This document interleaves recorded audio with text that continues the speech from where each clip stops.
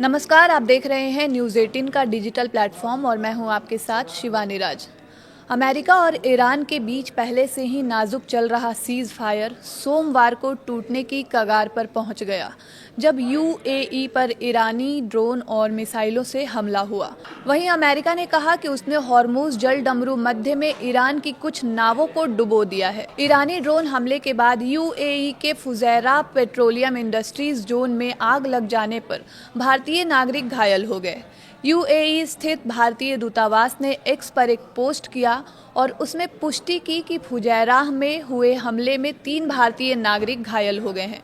दूतावास ने कहा, हम प्रभावित भारतीय नागरिकों की उचित मेडिकल देखभाल और कल्याण सुनिश्चित करने के लिए स्थानीय अधिकारियों के संपर्क में हैं।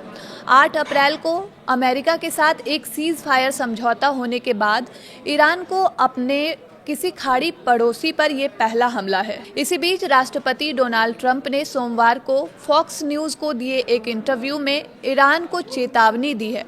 डोनाल्ड ट्रंप ने कहा कि अगर उसने अमेरिकी जहाज़ों को निशाना बनाया जो इस जल डमरू मध्य से गुजरने वाले व्यापारिक जहाज़ों की सुरक्षा कर रहे हैं, तो ईरान को दुनिया के नक्शे से मिटा दिया जाएगा। ट्रंप का ये बयान ऐसे समय में आया है जब ईरान ने कुछ जहाज़ों पर कथित तौर पर हमला किया है, जिन्हें अमेरिकी राष्ट्रपति के निर्देश पर अमेरिकी केंद्रीय कमान द्वारा शुरू की गई प्रोजेक्ट फ्रीडम के तहत हॉर्मुज़ जल डमरू मध्य से गुजारा जा रहा था।